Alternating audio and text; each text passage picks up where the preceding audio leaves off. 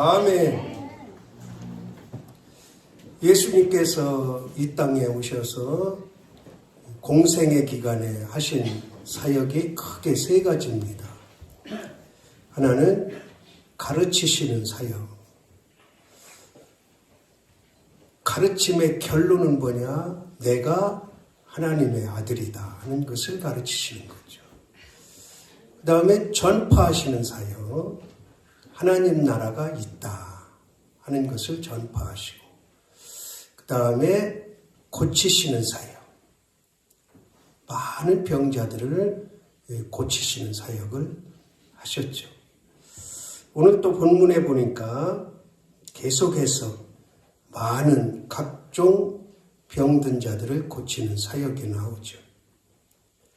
크게 두 단락으로 나오는데, 하나는 시몬 베드로의 장모 열병을 고치는 사역이 29절부터 31절까지 나옵니다. 가버나움에 가셔서 회당에 들어가셨죠. 요즘 말로 하면 예배를 드리고 베드로의 초청을 받은 거예요. 식사 초청을. 가버나움 회당과 베드로 장모의 집, 추정지죠. 그곳을 성지순례 동안에 다녀왔는데, 회당에서 길을 하나 건너면 베드로의 장모의 집이에요. 점심 먹으러 갔는데 요즘같이 전화가 있는 것도 아니고, 회당에 갔다가 집에 들어가 보니까 장모가 열병으로 누워있는 거예요. 어떻게 보면 잘못 간 거죠. 가서 융숭하게 대접을 받아야 되는데 오히려 문병이 되는 거죠. 그러니까 예수님께서 아무 말씀도 안 하시는데 제자들이, 거기 있는 사람들이 예수님께 물어봐요. 뭐라고 물어봤는지 정확히는 알 수는 없지만 이렇게 물어봤지 않겠습니까? 예수님에 대한 소문 많이 들었습니다. 그동안에 이런저런 일을 많이 했다는데 이 열병이 낫겠습니까? 이 열병 고칠 수 있습니까? 아니면 그 중에 또 어떤 사람은 확신을 가지고 이 병을 고칠 줄 믿습니다. 이 병을 고쳐주십시오. 이렇게 물어봤을 수도 있어요. 어떻게 질문했는지는 나오진 않지만 그렇게 물어보니까 예수님께서 그 누워있는 데 가서 손을 잡아 일으키십니다. 그러니까 즉시 열병이 떠나가고 그들에게 수종들었다. 여기서 우리는 이 사건을 통해서 그냥 뭐 있을 수 있는 일이지 그렇게 생각할 수가 있는데, 여기서 우리에게 주는 중요한, 하나님께서 오늘 우리에게 주는 중요한 교훈이 두 가지가 있습니다. 하나는 그 즉시 거기에 있는 사람들이 이런저런 질문을 하고 또는 쑥덕국론이 있을지라도 그냥 손을 잡아하니까 일으키셨다. 그것은 따라합시다. 하나님의 능력이 드러난 것이다. 얼마 동안 누워 있었는지 알 수 없어요. 대부분의 성경학자들은 말라리아에 걸렸을 것이다 그렇게 추측을 해요. 그러니까 열병이죠. 말라리아는 잘 낫는 병이 아닙니다. 요즘에야 의술이 발달하니까 말라리아도 고치고 뭐 이런저런 병도 고치지만 이 당시에는 말라리아에 걸려서 열병이 나면 그렇게 쉽게 고칠 수 있는 병이 아니에요. 그런데 손을 잡아 일으키니까 즉시 나았다는 것은 하나님의 능력이 예수님에게 있으심을 드러낸 사건이라는 것을 우리는 알아야 돼요. 이게 예수님의 공생에 오랜 기간 동안 되어진 일이라면 굳이 이미 소문이 났고 그럴 수 있는데 지금 아주 초창기란 말이에요. 초창기. 그런 상황 속에서 손을 잡아 일으킴으로 인해서 그 병이 즉시 떠나갔다는 것은 하나님의 능력 아니고는 불가능한 일임을 드러내신 거라는 거예요. 우리도 때로 질병에 놓일 때가 있습니다. 그러면 요즘에는 약도 좋고 병원도 좋고 의사도 공부도 많이 했고 그 웬만한 병들은 다 의사와 약을 통해서 고칠 수가 있어요. 그게 뭐 나쁜 거는 아니고 하지 말라는 것도 아니고 때로는 의사의 손길도 때로는 약도 의지해야 되지만 그러나 하나님께서 능력으로 고치실 수 있는 병은 하나님께 맡겨야 된다 하는 것을 오늘 말씀을 통해서 우리는 살펴야 됩니다. 그 다음에 두 번째로 여기서 우리에게 주는 교훈이 뭐냐? 손을 잡았다는 거예요. 손을 잡았다. 여러분 한번 생각해 보세요. 예수님하고 베드로 장모하고 전에 만난 사이였을까요? 아니었을까요? 아니죠. 지금 처음 보는 사이예요. 우리가 조선시대 때 남녀 7세 부동석이라는 말이 있어요. 남자 여자는 7세가 지나면 7세가 지나면 같은 자리에 앉아서도 안 된다. 그렇게 가르치고 그런 생활을 했던 게 몇천 년이 아니에요. 고작해야 150년 전이에요. 150년 전만 해도 남녀가 7살가 되면 같은 자리에 앉을 수가 없었어요. 김제에 가면 기역자 교회가 있잖아요. 교회조차도 그것도 1920년대에 지은 교회인데도 불구하고 기역자로 지었어요. 왜 기역자로 지었느냐? 남자 여자 따로 앉으라고. 남자 여자 예배 시간에 서로 보면 안 된다고. 강대상만 바라보라고. 그러니까 이쪽은 여자, 이쪽은 남자. 그래서 기역자예요. 그게 불과 100년도 안 됐어요. 그런데 이 당시에 2000년 전에 보지도 않은 사이인데 남자가 여자 손을 덥석 만진다? 상상도 할 수 없는 일입니다. 일반적인 사회 속에서는 상상도 할 수 없는 일이에요.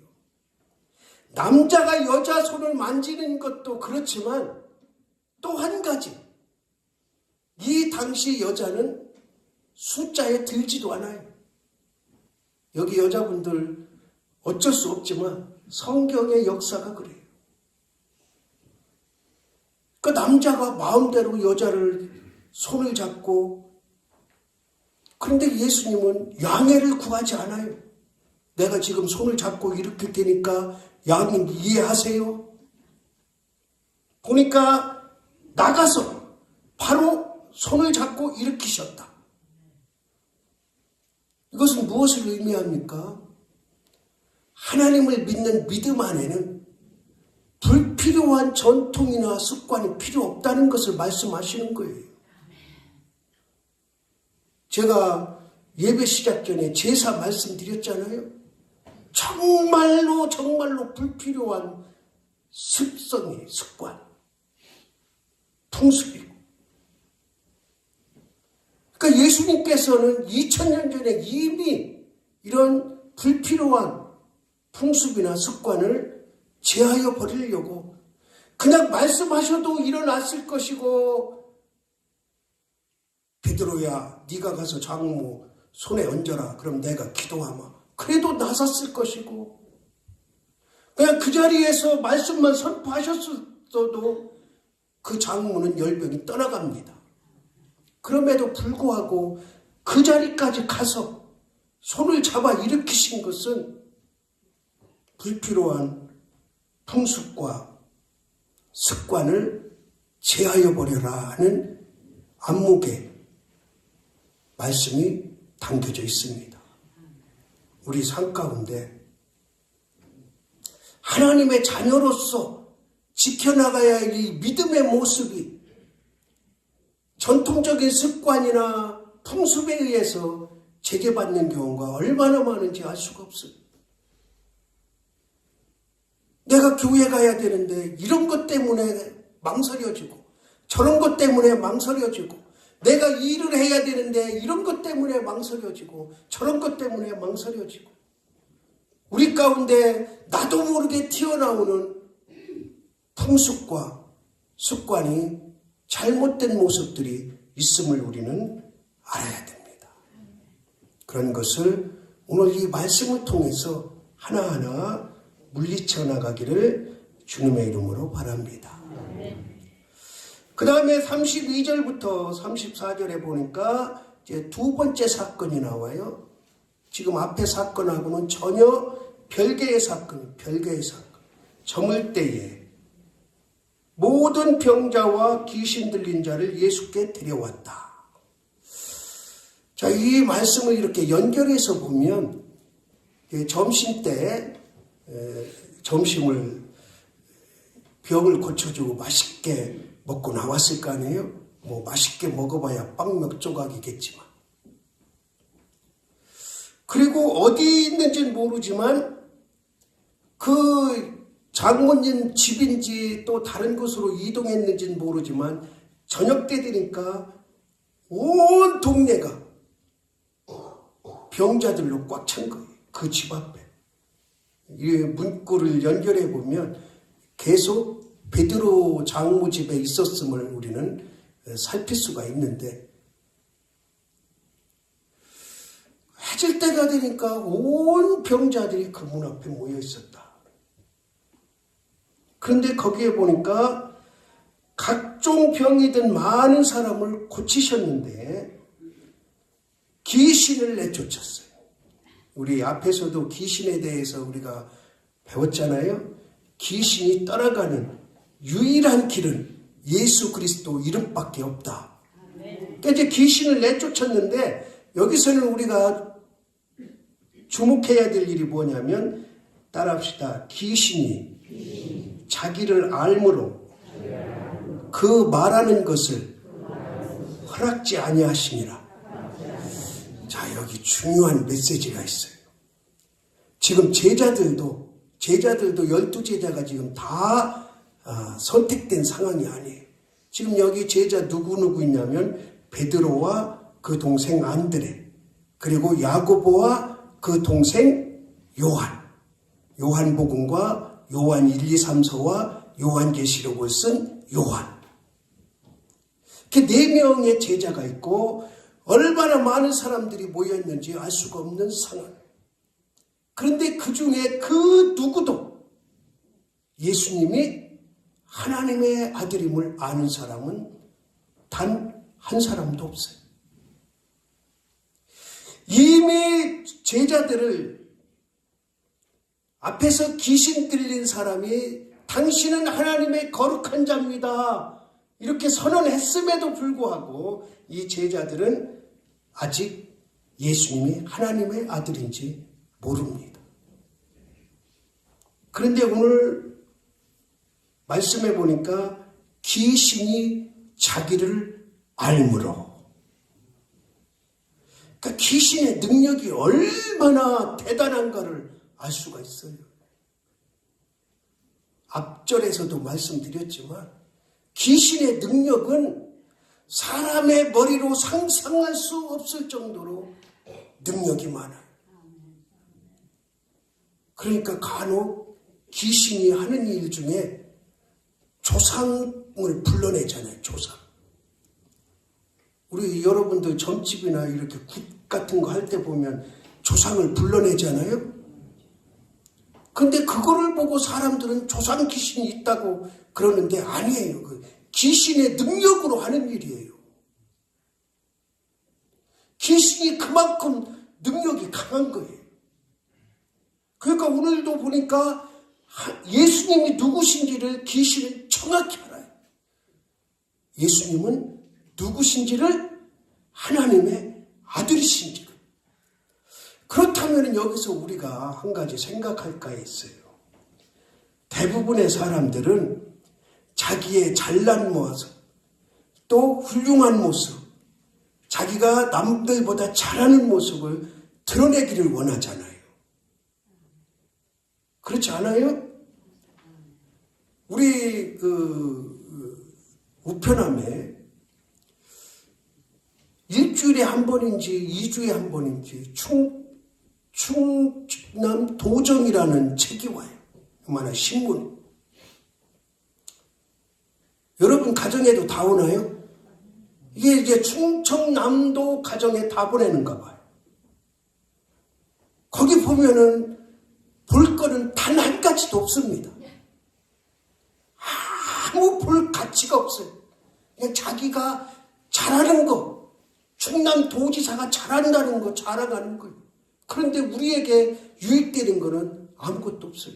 간혹 뭐 무슨 관계되는 분들에게는 필요한 소식도 있고 하겠지만 저는 보니까 볼 게 하나도 없더라고요. 그리고 요즘에는 충남도정하고 그냥 스마트폰 치면 다 나와요. 그런데 왜 그 많은 돈을 들여서 그거를 그렇게 보내는지 나는 이해가 안 돼요. 모르겠어요. 왜 그러나요? 잘하지도 못하면서 잘한다고 드러내는 거지. 내가 이만큼 하고 있다는 것을 드러내려고 그 많은 시간과 재원과 허비하는 거 아니겠어요? 저도 마찬가지예요. 저도. 어디 부흥회 같은 데 가서 이렇게 목사님 이력 보내세요 그러면은 저도 자랑하려고 충남노회 노회장 한 거, 현재 중부지역협의회 회장하는 거, 종해 정치부 의원인 거, 종해 전도위원회 위원인 거, 이런 거를 써서 보내. 그리고 제일 마지막에 고려대학교 인문정보대학원 수석조로 이걸 꼭 써내요. 왜? 나도 좀 잘난 맛을 나타내려고. 그러니까 누구나 사람은 자기가 조금 남들보다 좋은 거를 드러내길 원하지 그냥 감추길 원하지는 않잖아요. 뭐 굳이 아무 자리에서나 드러낼 필요는 없지만 드러낼 수 있는 자리에서는 드러내고 싶은 거예요. 그게 또 크게 잘못된 건 아니잖아요. 내가 뭐 예를 들어서 부흥회 가는데 야, 나 이런 이력 좀 실어줘라 그러면 잘못이지만 목사님 그래도 기본적인 이력이 있어야 되니까 좀 몇 가지 보내세요 그러면은 그냥 보내주는 거예요. 그렇다고 지금 내가 보내는 게 뭐 남들보다 특출난 것도 아니잖아요. 근데 예수님께서 오늘 이렇게 말씀. 그 말하는 것을 허락지 아니했다. 어떻게 보면 참 좋은 기회잖아요. 사람들도 많이 모였지. 지금 공생의 초기지. 그러니까 이런 기회에 저 귀신일지라도 나를 정확히 아는 사람에게 그래 너 한번 얘기해봐. 근데 사람들은 그가 귀신 들린지를 모를 수도 있잖아요. 그러면은 야 당신은 말이야 하늘에 계셔야 될 하나님의 보좌에 앉아 계실 분인데 왜 여기 왔냐. 근데 오늘 보니까 그 귀신은 소리도 안 질러. 앞에 우리가 공부한 귀신처럼 소리도 안 질러. 그런데도 예수님께서는 말하는 것을 허락하지 않으셨어요. 왜 그러셨을까? 첫 번째는 따라합시다. 불의한 입술에 의해서 자신의 하나님의 아들이심이 드러내기를 원치 않으시는 거예요. 귀신의 입에서 당신은 하나님의 아들입니다, 이 소리가 나오기를, 그 소리를 듣기를 원치 않으십니다. 자신의 신분이 정당하게 드러나야지, 그것도 제자들도 아니고 귀신 들린 자 앞에서 귀신 들린 자한테 드러내기를 원치 않으십니다. 그러니까 우리가 여기서 내가 내 자신을 드러내고 내가 내 자신을 나타내는 것 때는 필요해. 내가 목사인 거, 내가 장로인 거, 내가 권사인 거, 내가 집사인 거. 그런데 그런 것을 드러내는 것이 필요하지만 잘못된 자리에서 드러나지 않게 하라는 거. 싸우는 자리, 나를 욕하는 자리, 그런 자리에서 내가 내 신분이 드러나는 거 하나님은 원치 않으셔요.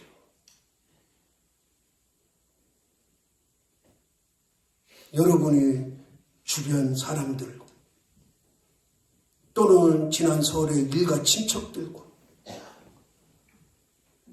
별것도 아닌 거 가지고 네가 잘났냐 내가 잘났냐 싸우고 이런 자리에 신분이 드러나는 거, 제가 언젠가 말씀드렸잖아요. 어느 목사는 동네 청년들하고 족구하면서 금이 나갔냐 아웃이냐 인이냐 그거 가지고 싸운다고. 동네 사람들이 그가 목사인 거 다 알아? 그게 하나님께 영광이 되겠냐고. 우리도 마찬가지. 하나님의 자녀라면 정당한 것이 드러나야지 그렇게 불의한 것이 드러나면 안 돼. 특히 직분자들 정신 바짝 차리세요. 내가 좀 손해보더라도 일가 친척 가운데, 주변 동네 가운데, 특히 안 믿는 사람 가운데 나의 불의한 것이 드러나지 않도록 우리는 늘 깨어 있어야 될 줄로 믿습니다. 그 다음에 왜 말하는 것을 허락지 않았느냐? 따라합시다. 자신의 입술로 드러내기를 원하셨다. 그 다른 사람을 통해서, 귀신은 물론이고 다른 사람을 통해서 드러내는 것을 원치 않으셔요. 물론 베드로가 마태복음 16장에서 주는 그리스도시요 살아계신 하나님의 아들입니다 드러냈지만 그 전에 요한복음 10장에 예수님께서 직접 자신을 드러내시는 사건이 나옵니다. 절기에 사람들이 다 모였습니다. 그런데 제사장들과 서기관들과 바리새인들이 예수님을 돌로 쳐 죽이려고 그래요. 그 쳐 죽이려고 하는 이유가 뭐냐? 신성을 모독했다는 거예요. 신성을 모독했다. 그 신성의 모독이 뭐냐? 내가 하나님의 아들임을 드러낸 것이 신성 모독이라는 거예요. 그러니까 예수님께서 이렇게 말씀하세요. 내가 하나님의 아들이어서 하나님의 아들이라는 게 아들이라고 했는데 왜 그게 신성 모독이 되냐? 그렇게 말씀을 하셔요. 그러니까 자기 자신의 입으로 드러내시. 그거를 원하셨다. 그러니까 귀신의 불의, 그리고 사람의 죄성을 가진 사람의 입술에서 그 신성한 하나님의 아들이심을 드러내길 원치 않으셨다는 거예요. 자신의 입술로 드러내길 원하셨기 때문에 귀신이 말하는 것을 허락하지 않으셨다. 그리고 가장 중요한 이유, 오늘 제목 설교 제목 따라합시다. 아직은 드러내실 때가 아니기 때문에. 드러내실 때가 되면 아까도 말씀드렸지만 마태복음 16장에서 베드로에게 드러내도록 하시잖아요. 근데 이때는 공생의 초기라 아직 예수님이 하나님의 아들이심이 드러나면 안 되는 거예요. 그러니까 때는 누구의 때에? 하나님의 때에. 자신이 원하는 때에 드러내야지 아무 때나 드러내는 게 아니다. 그러니까 여기서 우리에게 주는 교훈이 아주 중요한 교훈이 하나 있습니다. 따라합시다. 우리의 만사는 다 하나님의 때에 맞춰야 된다. 죽음도 하나님의 때에 맞춰야 되고, 우리의 일거수일투족 다 하나님의 때에 맞춰야 돼. 그런데 우리는 그러지 않잖아요. 내가 내 때를 만들어 놓고, 요때까지 이거 해주세요. 요때까지 이렇게 돼야 됩니다. 이렇게 하기를 원합니다. 하나님의 때하고는 전혀 상관없이. 저도 그래요, 저도. 제가 2, 3년 전에 어머니가 갑자기 조금 아프셨어요. 지금은 이제 또 괜찮으시죠. 그때 제가 뭐라고 기도했냐. 하나님, 어머니 데려가세요. 지금 이제 95세시니까 그때 92세 때 그래도 사실 만큼 사시고 지금 이렇게 정신 맞짱하시고 하나님 찾고 기도하실 줄 알 때 하나님 데려가세요. 그랬어요. 누구 때에 맞춘 거요? 내 때에 맞춘 거지. 근데 지금 또 3년 동안 살아계셔서 요번에도 이제 명절 때 식구들 다 모여서 어머니하고 이렇게 재밌는 시간 보내다 왔지만, 그 사람이 어쩔 수 없어요. 내 때에 맞춰서 하는데 그 뒤에 한마디 붙이면 돼요. 내 원대로 마옵시고 아버지의 뜻대로 하십시오. 그냥 내 때에 다 맞춰서 기도해. 그리고 마지막에 한마디 하면 된다니까. 내 뜻대로 마시고 아버지의 원대로 하십시오. 예수님도 그렇게 기도하셨잖아요. 여기 예수님이 아직은 드러내실 때가 아니라 그 누구로부터도 자신이 드러나시기를 원하지 않으셨다. 다시 한번 따라합시다. 만사를 하나님의 때에 맞추자. 하나님 아버지, 우리는 연약하고 어리석고 또 마음이 급하여 내 시간과 내 때에 모든 것을 맞추기를 원할 때가 많습니다. 그러나 예수님도 하나님도 우리의 때가 아니라 하나님의 때에 맞추시기를 원하심을 오늘 말씀을 듣고 깨닫게 하시고 한층 성숙된 믿음으로 나아가게 하옵소서. 예수 그리스도의 이름으로 기도드리옵나이다. 아멘.